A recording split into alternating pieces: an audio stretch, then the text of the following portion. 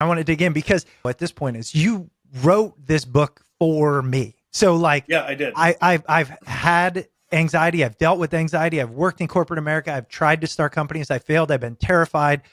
This podcast alone is an example. When we launched it, we didn't tell a single soul. We didn't market it. We didn't tell friends. We didn't tell anybody because of the fear of, do we look stupid when we put it out there and blah, blah, blah. Right.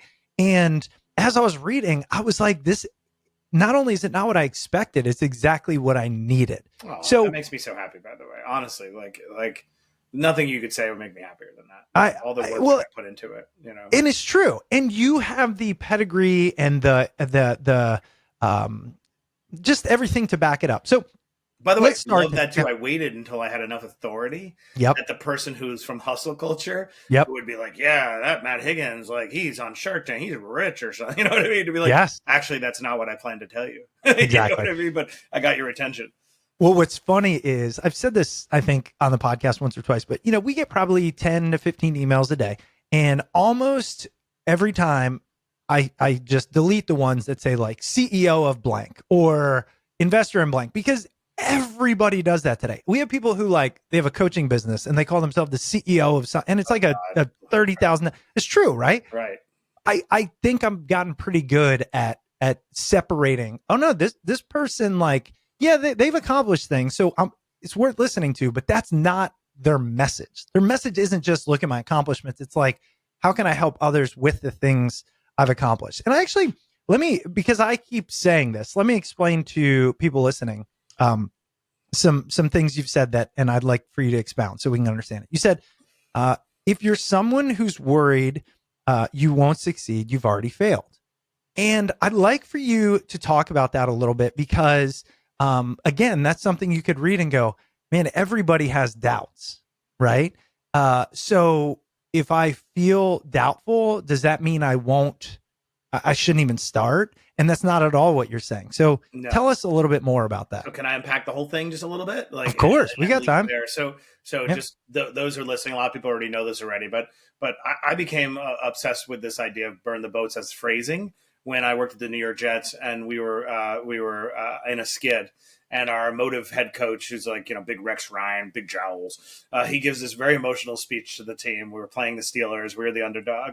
And he tells these young guys the story of Cortez from 1519. Cortez is a very bad man, so don't emulate him. But nonetheless, he's credited with this idea of burn the boats and how he burned 10 of his 11 boats while invading Mexico. Ultimately defeated the Aztecs. And, you know, Rex said, like, he burned the boats. All I'm asking you to do is give me one effing game. And you know, me, I'm like, all right, you know, kind of corny, but, you know, anyway, we won.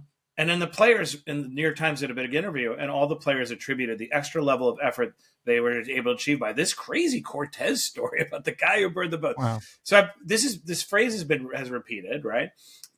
When I started looking at my own life, I realized, you know, the most radical decision I had ever made when my back was against the wall was when I was growing up poor and desperate, taking care of my mother, and abject poverty. These words lose their meaning, but like when I say abject, government cheese and hawking flowers on street corners, you know, and I needed a way out, and the universe gifted me a hack, which was my mother was a high school dropout. She had a GED, and she got a GED as an adult, and I was making, you know, $3.75 an hour at McDonald's and working at a deli overnight.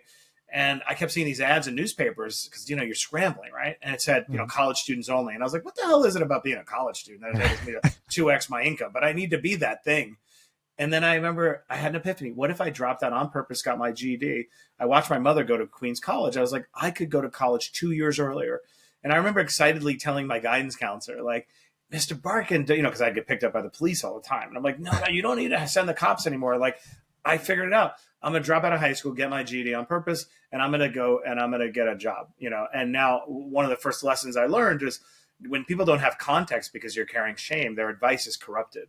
So the advice I would get is, young man, you're going to ruin your life and whatnot. And I'm like, but you understand, mom's dying in the room next door. I live in dirt, roaches, and I have no food. So you think I'm supposed to work at a deli overnight carrying my butterfly knife so I don't get jumped and sit in, you know, Mrs. Ackman's English class? Like, but he didn't know all that because I was hiding it with my Jordache jeans, right? Mm-hmm. And then everyone was constantly trying to intervene and get me to change my mind. I'm like, I know this is true. I don't know where this comes from, but I know this is the right move. And then that's when the burn the boats hit me, and that's how I'm using it in the book. I was like, I need to commit, but I'm anxious and uncertain and I have no support structure. What's going to force me to commit? And I came up with the idea of sabotage. And I decided I would I would fail every single class in high school. So I got to the point of no return where no longer were they lobbying me to stay, but lobbying me to leave. And I sat in the back of the same homeroom with the drug dealers and everybody making different life choices. And it happened. People wrote me off. And in fact, the goal became to move me across the street to a euphemism called auxiliary services for high school, which is a way to not count me as a dropout. And then I executed. So what, and then fast forward, I became press secretary of the mayor of New York by the time I was 26. So I went from $75 an hour to $100,000 an hour, and it's in the book. But more of the point of the story, why I wrote the book, history, the military generals intuitively knew this. Science bears it out that if you allow your conviction to be eroded with a lesser version of your plan A, which is what a backup plan is, a way to achieve the subordinate goal. I want to be a musician, but I'll settle for a job at the music store. That's your plan B, your backup plan. Merely contemplating your plan B statistically, materially diminishes the likelihood that you're going to be successful. So back to your first question about being a doubter, the thing is not saying to you that you can't inherit the earth.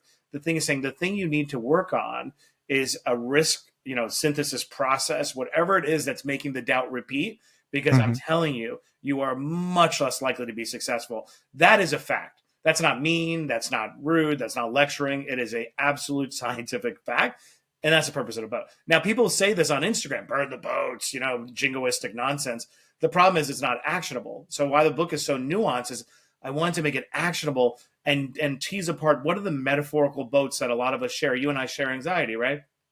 Somebody listened to me as a poor kid out there being like, oh, I get that. I know I have shame because I can't, I'm living in a dirty house, whatever it is.